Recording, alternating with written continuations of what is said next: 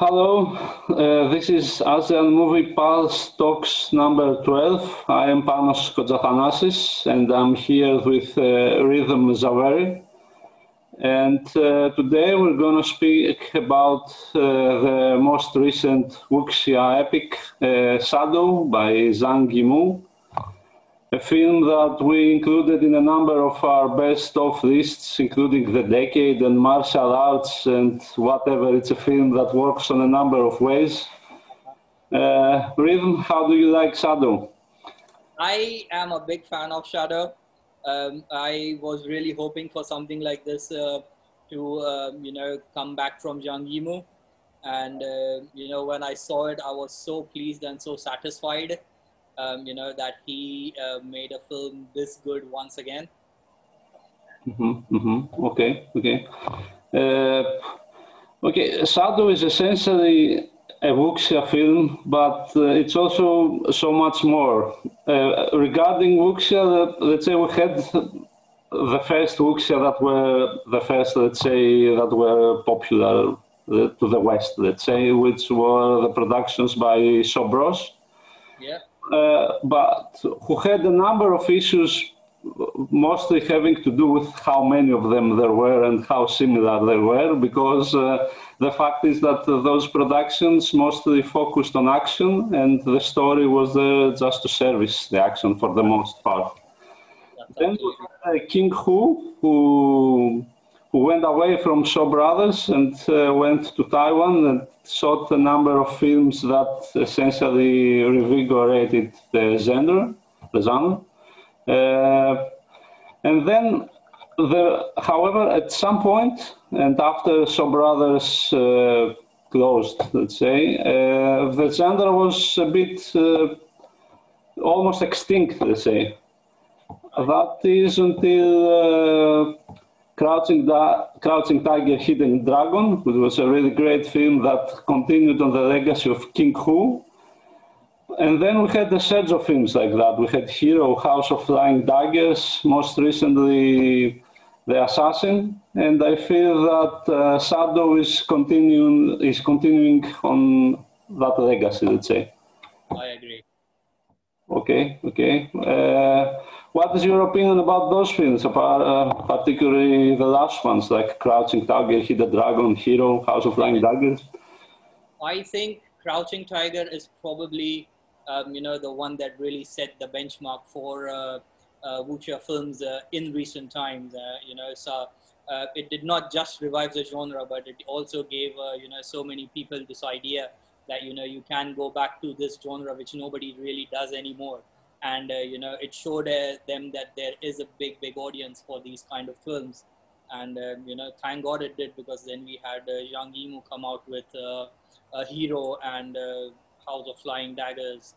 And, to an extent, Curse of the Golden Flowers as well, which wasn't that great a film for me, at least. And then obviously The Assassin, which we had Ho Xiaoshen doing his own thing with it. Also equally interesting and something that I personally like a lot because I'm a big fan of the director.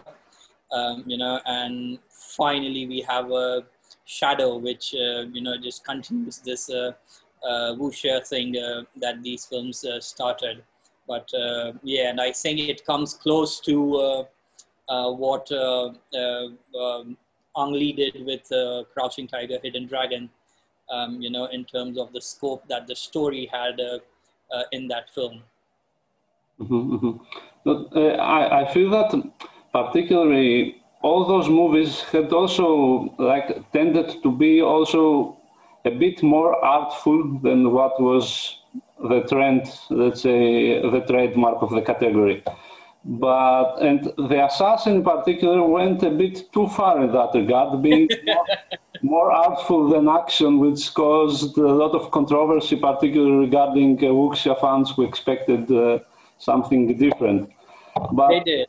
Yeah. I recently recommended The Assassin to a friend who asked me for Wuxia recommendations. And, I said, be a bit careful because this is a bit out there. It's not exactly what you expect from a Wuxia film. And, he came back to me and he said, it really was not what I was expecting. And because I was in the mood for something else, I don't think I enjoyed the film as much as I should have. Yes, yes. But in the case of Shadow, I think we have all the good elements of both the old and the new Wuxia are there, and they are greatly presented. We have great action scenes, the film is extremely artful, and we have a great story with great character analysis. All of the elements come together in probably maybe the best film of the category, with Crouching Tiger, Hidden Dragon, pretty close. I fully agree with that. Okay, okay. So, Rhythm, tell us a bit about the story of Shadow. Okay, so the story of Shadow is basically about two kingdoms, the Pei Kingdom and the Yang Kingdom. And these two, they used to be fighting earlier, but now what's happened is the king of Pei has done a truce with the ruler of Yang, and he has given the important city of Jingzhou to the Pei kingdom. And as a result, there's been a truce and a peace between the two kingdoms for a while now. But the commander of the Pei kingdom, who goes by the name of Jiyu, he's not really happy with this truce, and he's someone who has fought the commander of the young people, and he was wounded in that fight, and that has affected his ego, as well as the fact that he lost at it, and as a result he could not get the kingdom back. So what Jiyu does is he goes and provokes the commander once again of the young people, and this makes the king very, very displeased, and as a result he demotes the commander to commoner level.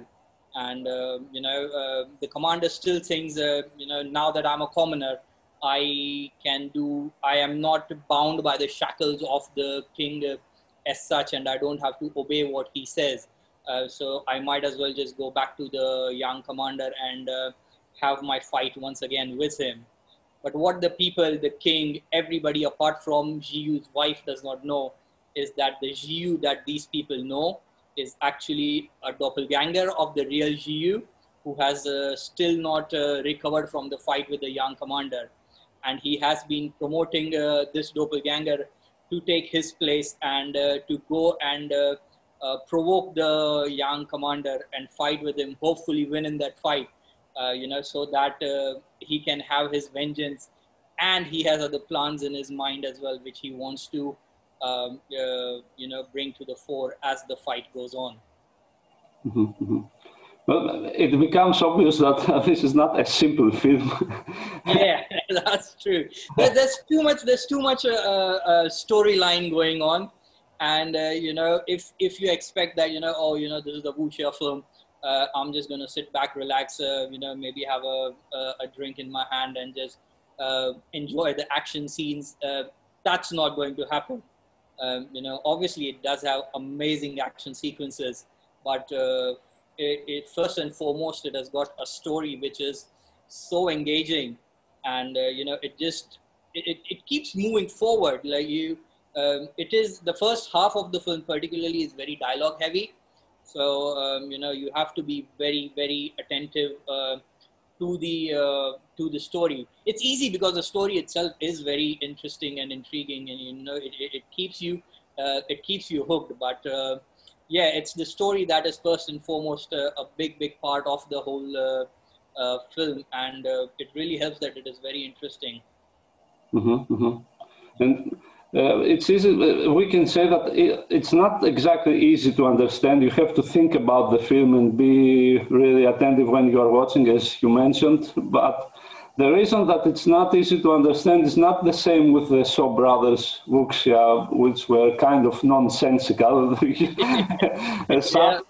A bit difficult to understand because there are a lot of things going on at the same time. You have interwoven stories, you have conspiracies, treacheries, and the characters are analyzed in depth, and this gives the narrative a quality that is rare, let's say, for a Wuxia film. That's more true. As you said, the nonsense part, I just realized that is so true, because even with the action, you have the whole I personally love it as well, you know, the flying around and all of that with the wuxia film that comes along. But not just the storyline, it's the action as well in the film that is sort of grounded. To an extent, it does feel a bit real, whereas the previous wuxia films, it wasn't so. You know, you have a storyline which is, you know, something to just be there for the sake of being there. Whereas this one is very real, very understandable and believable. Okay. One of the main elements of the narrative is also symbolism, which is quite intense in the film. We have the clash between dark and light, male and feminine, and most of all, yin and yang, all of which are rather eloquently presented, with the characters and their actions moving on this part, this antithetical part. What do you think about the symbolism in the film? Yeah, it's fantastic. I think I've seen the film about 2 or 3 times now, and every time I pick up something new with the symbolism. Obviously, like you said, the light and the dark, and in the character of Jiyu, with the original Jiyu and the doppelganger, you know, there's both. You have the doppelganger, which represents the light and the outside world, basically, and you have the original one, which stays. Even though he's the real one, and that the doppelganger is portrayed as the shadow, this guy is the one who stays in the shadows for the most of the time. And the male and the female, of course, which comes, you know, which also brings us to the yin and the yang, with the young commander and the young style of fighting. It's said to be very masculine, very powerful, but a bit tiring. And the only way to counter that is the feminine moves of that the page style of fighting, incorporates to win over the young commander and the young style of fighting. You know, even the weapons is for the young people who are supposed to be literally the yang of the yin and the yang. Theirs is a big spear, or I forget the word what it's called now. And for the pay people, you have the umbrella, you know, which is essentially not something that you would say is a very masculine weapon per se. Yeah. And also the fact that Deng Zhao plays both parts as Ziyu and Jingzhu, the perceived shadow, also adds to this element of symbolism about the duality of people, essentially, which is a very interesting part of the narrative. Totally.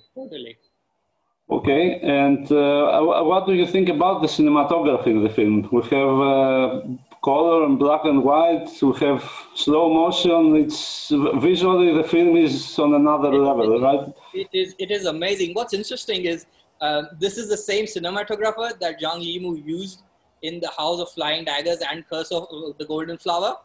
Zhao Xiaoding, I think, is what he's called. And you know, when you look at those two films, which is just you know, just soaked in color all throughout, and then you look at this, it's polar opposites, all of them. You know, every single scene is completely in shadow, is completely opposite to what you see in them. Where that was, you know, just a cornucopia of colors. This is just, you literally have 5 colors in this. You have white, gray, you have the skin tone of people, you know, you have black, and you have the occasional splash of red for the blood. You know, so it's fascinating, and it's none of that, you know, even with that, there's nothing that's glossy or anything of that sort. It's all very muted, very matte finished. So it gives you a sort of an effect, as if you are looking at a Chinese ink painting or something like that.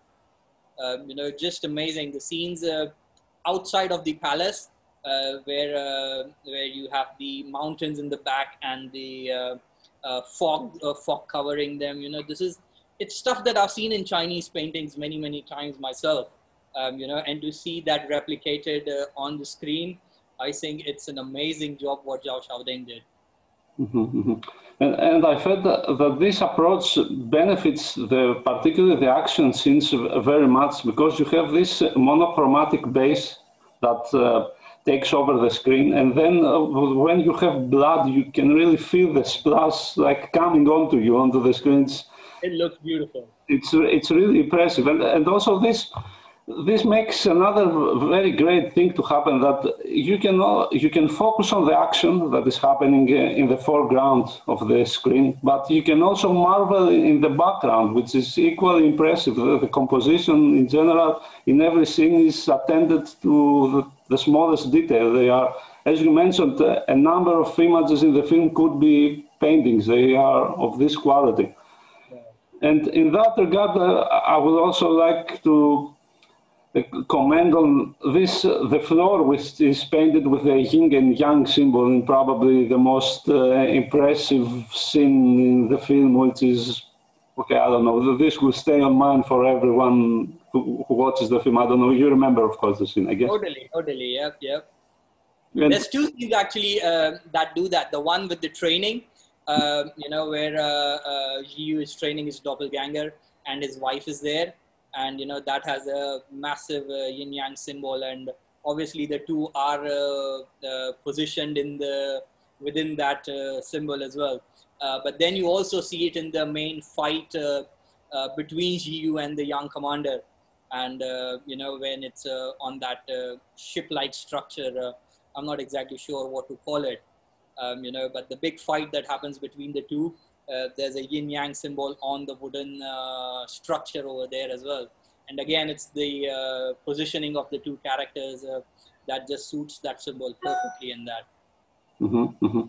And also, and the slow motions that you mentioned as well.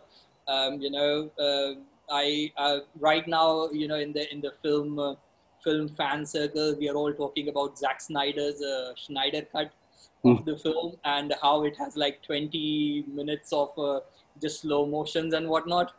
But this film obviously doesn't do it as much, but the slow motions in this are far better than anything in those 20 minutes, I think.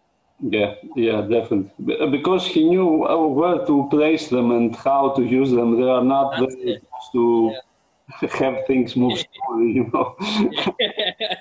Yeah, he doesn't overdo it. He places them exactly at the right places, and it helps. It helps the narrative immensely and the look of the film.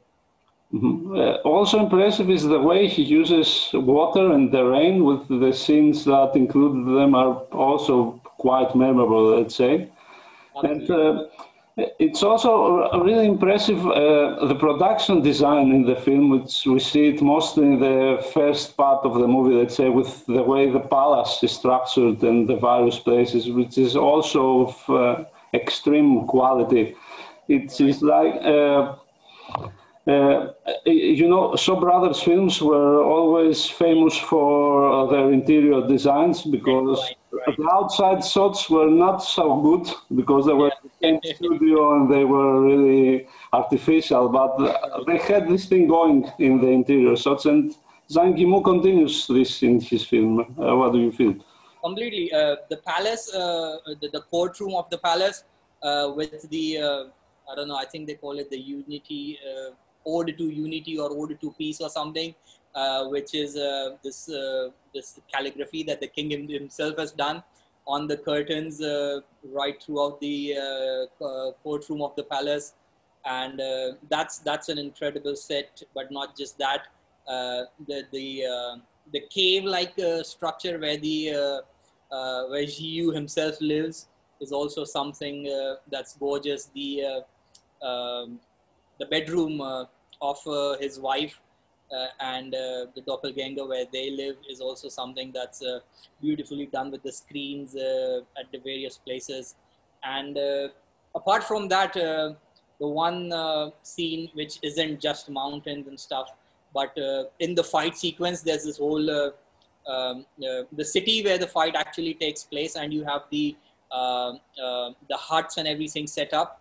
I think that's also something with its slopey roads that help the pay fighters in the battle. I think that whole village was also really well done in the monochromatic colors.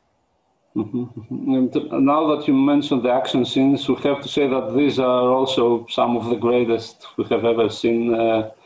When Hyuku is the action choreographer, and in combination with Xiaolin Zhu's great editing, they have come up with a number of action scenes that they are the best in the genre, some of the best we have ever seen in the genre, both artful, intricate, brutal, violent, everything you can say is in there, right? And Totally. He's got everything. I mean, like with the older Shaw Brothers films, a lot of them depended on the weapons that they used, and that is also something that Zhang Yimou takes in this one. And you have these amazing blade umbrellas. I'm not really sure what to call them, but they just look amazing, and the way that they are implemented again takes me to the whole reality thing which I mentioned earlier.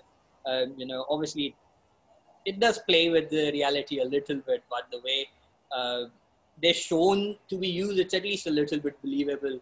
The whole fight sequence, not just between the doppelganger and the young commander, but also the one that takes place in the actual city with the pay women and the commander and the young soldiers.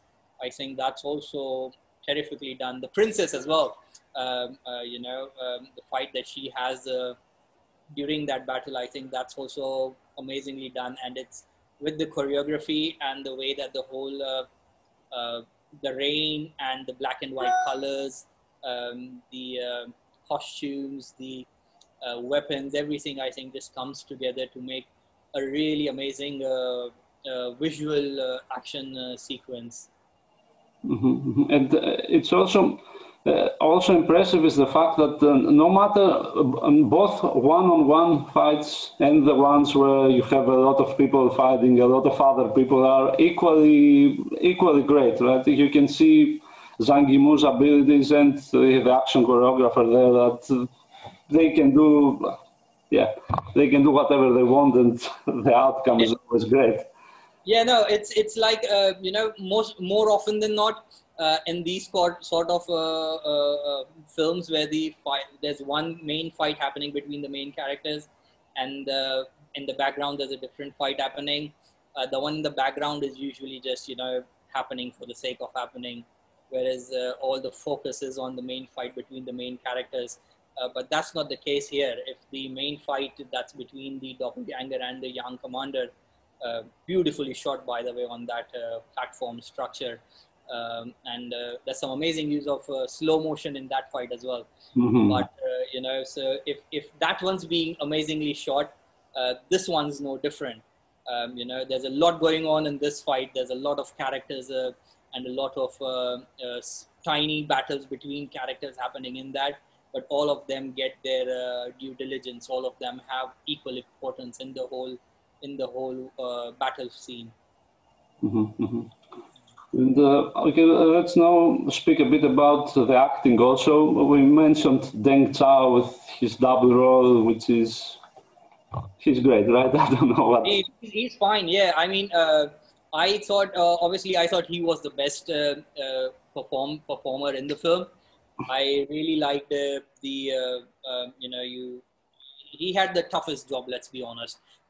Because he had to play two characters and he had to show completely different emotions, completely different sides to both characters, the light and the dark, as we mentioned earlier. And I think he was very good in that. I particularly liked the original commander that he played. He brings this ferocity, this whole atmosphere around him that just makes him a little bit scary. The other one, the light, is a bit more noble and a do-gooder, if you will, and so that's that whole thing that he brings to both these performances. I think it's really commendable. I also enjoyed Zheng Kai's performance, who plays the King of Pei, who manages to be truly despicable in every time he appears on screen, because he's malevolent, but he's also very coward, which is Right. Yeah. I think what he does as the story progresses, the changes that he brings to his character are really good. You get to see a lot of shades to him. When the film started, I kept thinking, what a brat of a king he is. He's using his younger sister, who absolutely loves him, for his for his just basically being a coward and using any means necessary to keep the peace, rather than being the right kind of king and going and fighting with the young people.